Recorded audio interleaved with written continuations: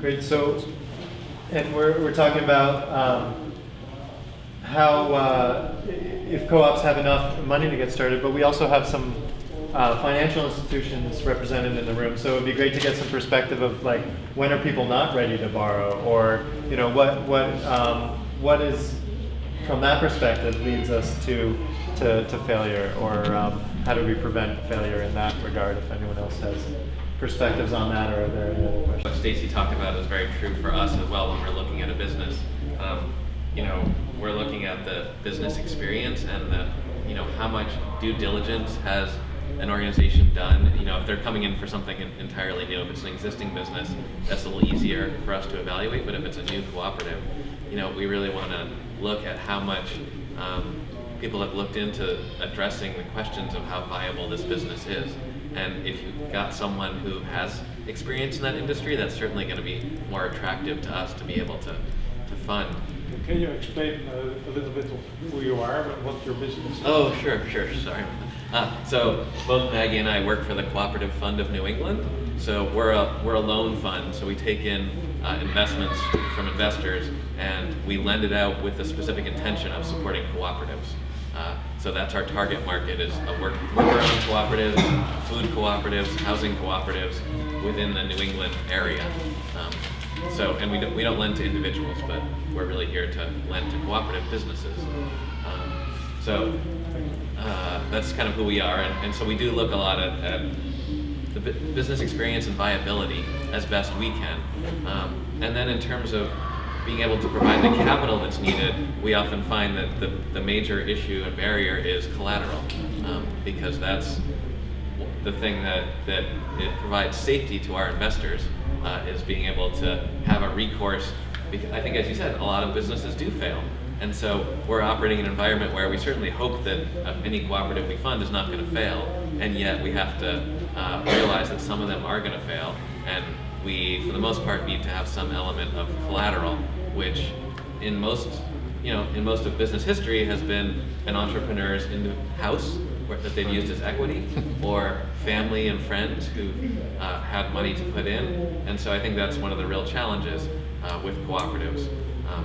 With the cooperative fund, we have used a structure where if friends and family want to, they can put money into our fund, and we use that as collateral to support a loan. That money is at risk, if the cooperative fails. But that's one of the challenges we see, and we're trying to find ways to get a pool of money that doesn't require collateral. I have a question about that, actually. So a few years ago, I actually went through with Mary Moyer some of the steps of getting a loan for a cafe, and I got right to that point where it's like, it's a great business plan, all of it, but you don't have $100,000 to put up, nor did I have family or friends who had that kind of money. And then that was, I think, in 2008. But since then, I've heard a little bit about a high-risk capital fund, and I don't know if you know anything about that, or if it's even functional, but if you do, could you tell us? Yeah. So the cooperative fund, seeing this challenge, did create an ancillary fund called the Co-op Capital Fund that raised money from investors with the specific intention to lend money at a higher rate for businesses that were higher risk, maybe without full collateral. And I only came on more recently, and so I don't know all the details of that. I think that fund has kind of used up all of the funds that were raised for it, but recognizing that need, we're trying to find a way to serve it more within our fund. So we're trying to find resources to be able to support that same type of higher risk lending. We're still trying to work out all the details of how to have resources to do that. One more comment or question? I wanted to, because I know that someone from Commerce Bank, is that right, is in the room. They're a local bank, not a credit union, but does do some community partnerships, and I'm just curious to hear your answer to that question. Yeah, similar lines to you, and honestly, your answer is probably better than mine. I mean, we're a traditional bank, we're a local bank, thankfully, but we're still operate pretty traditionally. And I was going to say, we don't. I do a lot of small business lending. I mean, I'm a commercial loan officer, by the way. My name is Dimitri. I manage a portfolio of over 100 businesses, some as small as 10 to 15,000, and all the way up to 6 million. Actually, even more, 7 million. So I see the gamut of businesses, and I've done $10,000, $15,000 loans, and sometimes, honestly, not to excite people, but sometimes you can get away with just a credit score and a business. Honestly, under $25,000, you get a good credit score and a decent run business that shows some profits. You can get up to $25,000. It's not as simple as that, but there are potential. At the same time, and we tell our branch managers this, we really shy away from startup businesses. Whether, I mean, traditional bank, if I went in and asked for a co-op loan, they'd probably say no. But I would think anything revolving around home ownership or real estate is actually a lot easier for banks, especially our bank, to wrap their heads around, because that's something with collateral and equity. The SBA can be a valuable partner. For example, when we do these $25,000 or less loans, the SBA has a program called SBA Express, which they basically guarantee the bank 50% of any loss that they incur, which is a nice thing for the bank. It's essentially a subsidy. There are options. Just for a new business, Commerce Bank or even a credit union, I can't see it really being the right path. It's just Great. So we're going to get into this a lot more in depth tomorrow morning. Judy is facilitating a panel on community finance and for the solidarity economy and for co-ops. So encourage people to take more of these questions and things there. sorry. I'd be happy to talk to anyone offline about it too. If you have other questions. Thanks for coming. So Dania and Sam touched on this, but we want to get into some of the potential pitfalls of working with larger institutions, especially being trapped in this world of dependency on grants and what some people call the nonprofit industrial complex with this, where we're continuously at the beck and call of foundations in certain ways, and not necessarily and accountable to the foundations instead of to our potential clients.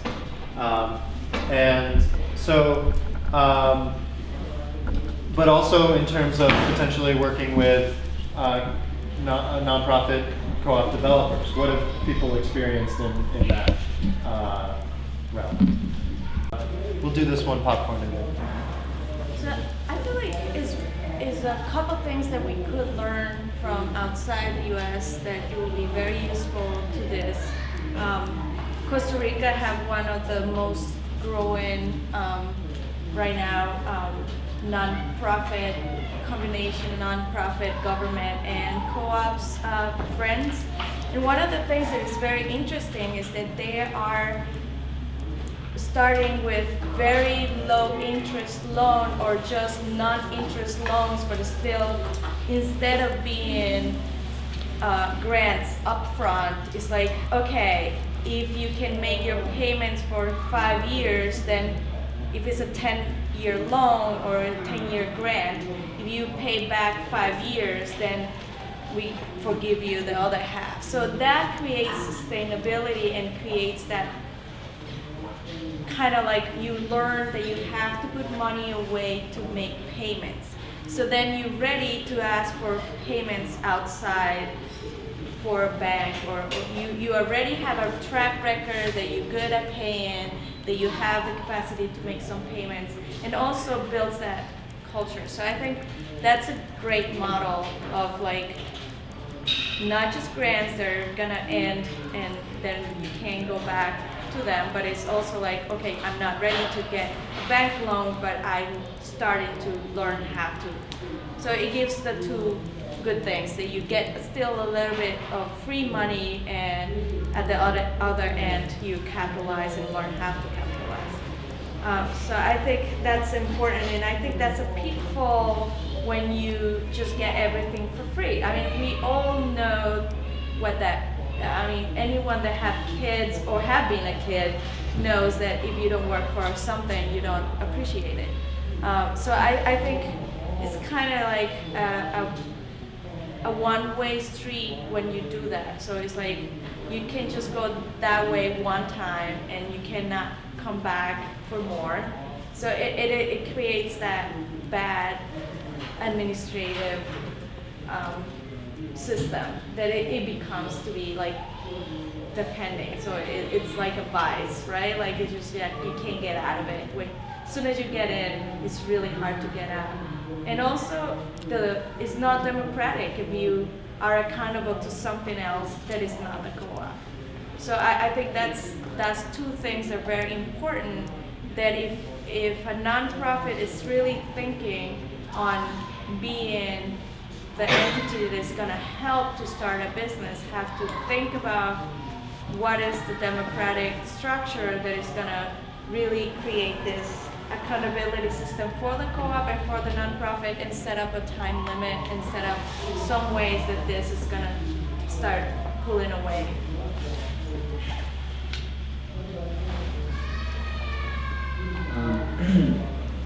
So, the Empower Energy Co-op was formed out of nonprofit Epica, and like I said before, and there was some initial startup funding. To my recollection, that was the initial seed fund that got the co-op up and off the ground, or sort of got the co-op on the ground. Started, and over time, and there were also a lot of people from that nonprofit who would come to meetings, and it was very nonprofit feel in terms of like the meetings and like what our actual like day-to-day operations were. It's very much like organizing. And then there was a point where those people, like I alluded to before, went away, or at least stopped being directly involved in day-to-day operations. And that was sort of at the same time when we were trying to transition into being like a profitable organization. And that definitely caused this dynamic of like sort of loss of institutional memory. So I would say the big thing to take away from this is just like the dependency factor, and how it's sort of like the nonprofit as it incubates. I think that there needs to be some sort of like, there was never a structure in place for like the incubation and then like step back. It just sort of happened. And I think if there was some sort of more formal like transition period to like wean you off of this like nonprofit umbrella, I think it would be much more successful. Toxic soil busters for the started getting things going. A couple years into it, then we started considering because like for the most, legally what we were was just all members of Toxic Soil Busters were really members of Worcester Roots nonprofit organization. And within that, we decided a youth group that we would just call ourselves Toxic Soil Busters. We never really legally existed. We were at that point where we were saying, do we want to break off from this nonprofit umbrella, getting all these free donations and status, 501c3 status, and try making money for ourselves. And like you were saying, that incubation thing, there's just, there has to be, there wasn't really a pitfall to working with what's the roots. Like it all depends on the actual nonprofit, if it's a legit nonprofit, but that'll give you the freedom to do what you want, like they gave us. But there's probably organizations out there that would say, no, you have to operate like this or else you're not going to be able to work within our field. So, and with the large institutions or like with grants or the city, anything could happen with them where something happens or the economy goes bad and then there goes half of your profits right there. So, and it can happen at any point. So that's you don't really want to be relying on those type of big money things like that. You need to really just look at yourself as another business. Don't just say, oh, I'm a co-op and we're all friends and we're not going to experience the same things that other businesses experience. You're going to go through the same thing, and when profits start coming in, then you can fall back on that love, but for the most part, you need to operate as a business and just make sure all those books are on time. If nothing's going to make money, then you might want to reshape your mission, or maybe you don't want to call yourself a co-op anymore. You just want to call yourself a group, because you're going to be making money. Yeah, I agree with Sam, and Scott and Dania here. But I would frame it in a little bit of a different way. I mean, I think that there's kind of, on both sides, there's a reluctance to let go. I mean, I think sometimes that what I hear a lot, so I work mostly on the nonprofit side. I have been that person in the nonprofit organization. And I've seen a lot of stuff I wish I hadn't seen when it comes to cooperative development.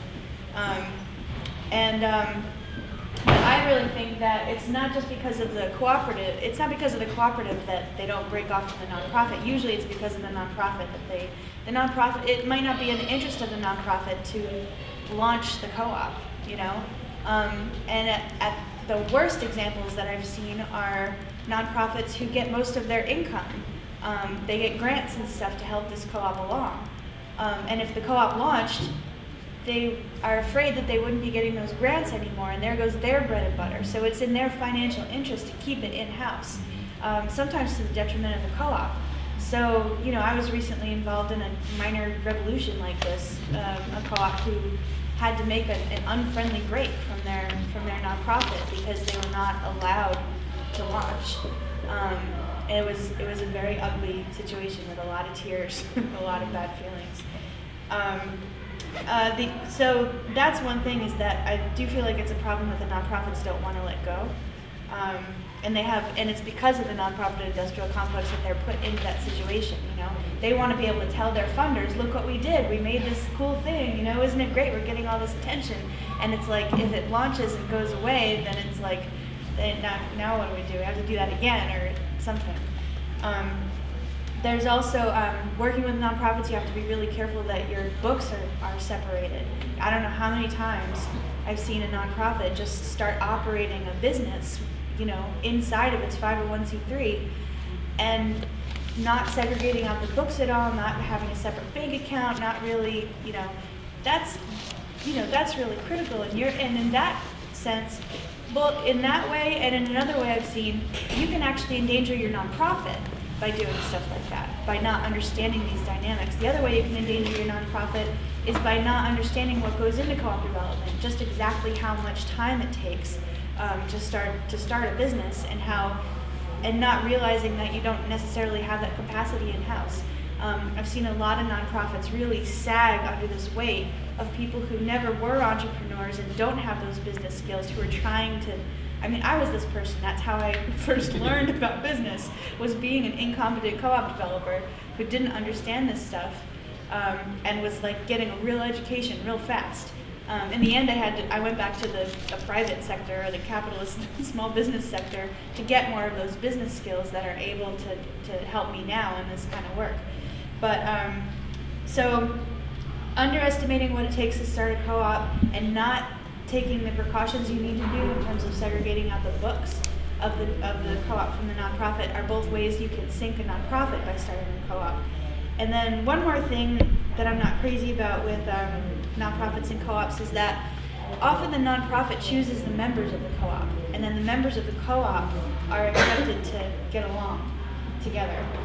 And a lot of times, I mean, you know, the better nonprofits will, like, the members will be involved, and the members will interview the new members, and they will, you know, there'll be a process for that. But usually in the beginning, it's up to the nonprofit to kind of like, you know, go through some kind of application process or some kind of recruitment process and find the people who are going to come in. I've seen that be kind of problematic before too, because these are people you're going to basically be married to. You're going to be co-owners of a business. There's no more intimate relationship than that, except for your partner. And so not everybody's going to get along. Personalities clash. Good people are not going to get along with each other just because they have a different way of doing stuff. And I've found, you know, the group that broke off from the nonprofit recently, they broke off with like 15 people, or 14 out of the 22 people, you know, left this nonprofit and started their own co-op.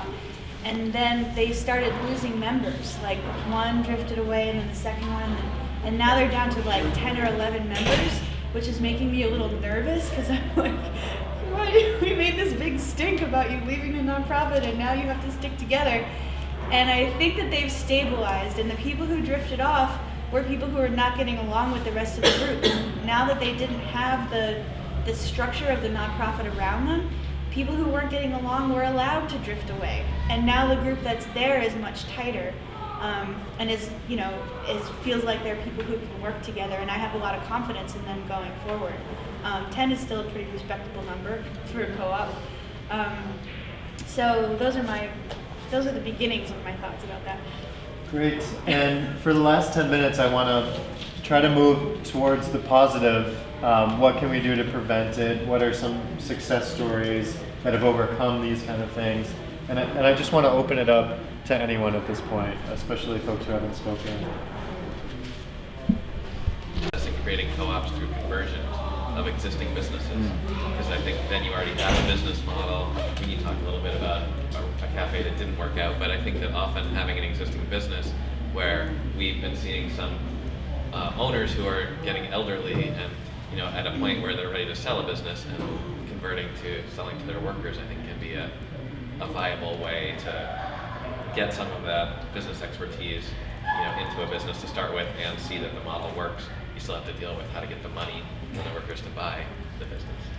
I can say I have a couple businesses actually in my portfolio that are ESOPs, employee stock ownership plans, with varying degrees of success. But these are mature industries with owners that are looking to sell, and actually there's good tax implications for the owner, but some have worked out actually very well. So I think that's a good point, taking a mature business and working with the owner who maybe has a connection to the community and saying, this is an option for you as opposed to just selling to the highest bidder. I think a lot of owners would actually be very open to that.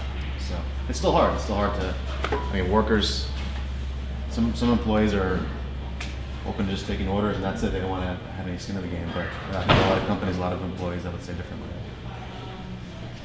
I'd just like to say that it might be slightly tangential, but the comments about social capital remind me that I'd like to offer a lens that I've taken on recently called 8 Forms of Capital. It comes out of the social permaculture movement, and my permaculture teacher, Ethan Rowland, developed it a couple years ago. And so social capital is an important part of that. And just thinking about capital investments being more than just money. And it's your time, it's your experience, it's your let's see, we have intellectual capital, spiritual capital, social capital, material, financial, living, like biodiversity, cultural, and experiential. And I just want to offer that maybe as something else to bounce off of in later conversations. I'm curious, I'm really fascinated by the leadership development, collaborative leadership, and entrepreneurial and the social capital, and some of the more emotional support that also goes into accountability and self-management. And I know there are co-op academies, and are there people who are really teaching the more there's the business skills part, but the other part that teaches you to really think of yourself as an owner. What does that mean, and how does that act? Are there resources out there? With toxic soil busters, it was there. It's just the person that they really want to take on that responsibility. And there's been points where we had to phase out people that didn't want to take that responsibility. But for the most part, when you ask people about toxic soil busters, they'll tell you that they learned something from it. They probably don't recycle or anything crazy like that. But it did some type of it does put an imprint in their life. It was something, those couple of years. As much as it was just a summer job for some people, we did too many positive things with it not to take something to that. Within it, we always wanted for the youth to do their own thing. It was automatically given to them. I just Yeah, Stacey, there's go. I just wanted to build on what Sam just said too, because one of the things that I had put down was, when is a failure not a failure? Given that most businesses do fail within the first few years, the venture capitalist sector just considers that part of what they do. They start up businesses and they take really high risks, and they just figure if they start enough, then a few will stick. And that's good enough, because those are going to be really good ones, the ones that stick. And there have been examples of my memory's a little rusty about it, but I think it's Burley Cooperative, that I think was in Oregon, that made the bike trailers for kids and stuff. they were a cooperative, and I don't know if they sold the business or they went out of business or something happened, and it was this very high-profile failure. But then it wasn't really, like, other people defended it, saying it wasn't a failure. We operated for 20 years, like, dozens and dozens of families made their living off of this business. We all grew and learned and did all this stuff together, and yeah, in the end, the business stopped operating as a cooperative. But look at how much it transformed the lives of everybody who was involved in it. You know, I think if you really bankrupt people, then I would say it doesn't count as a success. But there are a lot of ways to be successful without, you know, carrying on for 200 years, and you know, some co-ops have even like been sold off to larger businesses, and there's a real difference of opinion about whether you should do that. But you know, I know of cooperatives that have like where the members sold the business, decided to sell the business for you know, millions of dollars, and each one walked away with $1 million in their pocket. Is that a success or a failure of cooperative? You know, so there's ways to succeed in failure too, which I guess is my takeaway for the workshop. Thank you. My question is a little bit related to that. It's basically the question, how far are cooperatives part of a solidarity economy, and when do they part of the capitalist system, right? Because what I hear you say, what you need is business skills, capital. It's the same things as you need for a capitalist enterprise. So I suppose there's a sort of a gray area. Not every cooperative is as part of the solidarity economy as any other cooperative, right? So there are cooperatives that are really are operating like big business, like the Rabobank in the Netherlands, for instance, although they do very good things. So it's basically the question of what, following up on what Emily said this morning, what makes a cooperative really potentially transformative?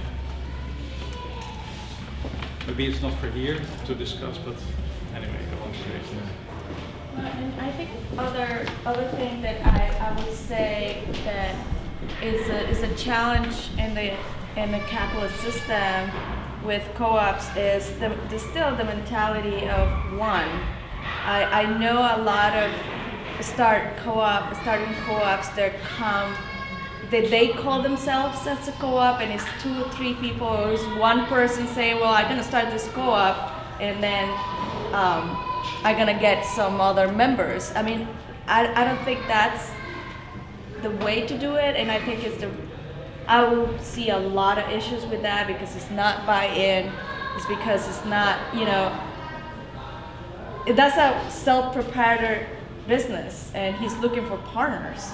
So I think it's very dangerous, and that's what I see a lot in the nonprofit, like you were saying, that like, okay, I have this great idea, let's start a co-op. I'm gonna do all the work for them, and then I'm just gonna, so it doesn't start from the bottom up. And I think one of the most essential things for a co-op to thrive and survive a lot of these waves is that people want to do this, and this is where they want to pour their hours in, and this is how they're gonna emancipate themselves, right? It's not like an emancipator that doesn't exist. It's like people have to be their own emancipators. So I think one of the things that we have to start, especially in the Co-op Academy, if we have people that come in with that idea, I'm gonna start a co-op by myself, and then I'm gonna get members, to try to make them understand, well, try to get those members first, and then you start your co-op. Like I think it's millions of people, like you were saying, it's millions of those cells over there looking for each other. Maybe they don't know it until they cluster together. So I think if we try to skip that, which we are very good at, to like, let's be productive and let's skip some steps because we want to be productive, we want to start this tomorrow, it's a big issue. So I think coming to this kind of confluence kind of thing where everybody comes together and share experiences and then share dreams. I mean, a lot of the things, I think the shop is a good example of coming to places with very similar ideas with people that you don't know, And then here you meet them and start something that really can stick and work. Networks of co-ops, like you could be recognized by them, and you could call yourself a co-op. But if you know that you're not a co-op, and another co-op knows you're not a co-op, then you're just not really fooling anybody. Yeah. Anybody can just say it, but it's one thing to be part of the network. But even if you're in it, there's probably people that lied their way into those too. But they know they're not co-ops, and real co-ops know they're not co-ops. And to respond to what she was saying or asking earlier, there is a wide array of resources available for all this, and the people are super willing to, look at it. I think actually that's what you were doing. Is that what that is? And then that's not part of it. But yeah, so when Empower was starting out, we received an enormous amount of help, and our bylaws are still intact, and we were able to share those with people. So yeah, there is, in terms of putting those kind of systems in place and things like that, there's a lot of resources out there. That's a good segue to what I wanted to kind of close with. Our time is up, but well, first, I think, yes, co-ops are more successful when there's a nice network and fabric of co-ops in a certain region, or a good connection in a locality. So if we can build this movement, then we'll have more and more successful co-ops. There are a lot of resources out there. Boston Center for Community Ownership, Cooperative Fund New England, local bank. And we should share them all. We should continue to share them. So a wiki is a web page that everyone can post to, and there's one here. And I will make a page that's why co-ops fail, and people can post more information there if they want. And then the Worcester Co-op Academy, Concept to Co-op, we're doing in collaboration with Cooperative Development Institute, Boston Center for Community Ownership, and SAGE and Worcester Roots. We've been putting a lot of resources up there at /academy. So as we build our curriculum and videos about entrepreneurship and lots of these topics that we've talked about more in depth, resources are up there. And there are these academies happening all over the place right now. The U.S. Federation of Worker Co-ops and the Eastern Conference for Workplace Democracy. People are really energized to combine this kind of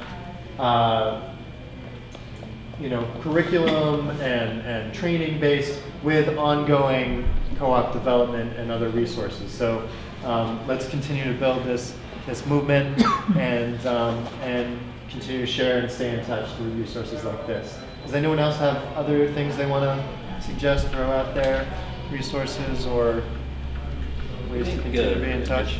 Echo what Dimitri said, which is ESOPs have long been established as success stories, and I think looking to how they've been successful is a good way to model for cooperatives how to be successful. A lot of resources with that. Yeah. I would throw Vox at the Valley Alliance Worker Co-ops out there as some sort. It's kind of far away though. I would go Worcester. It's an hour 15. Yeah.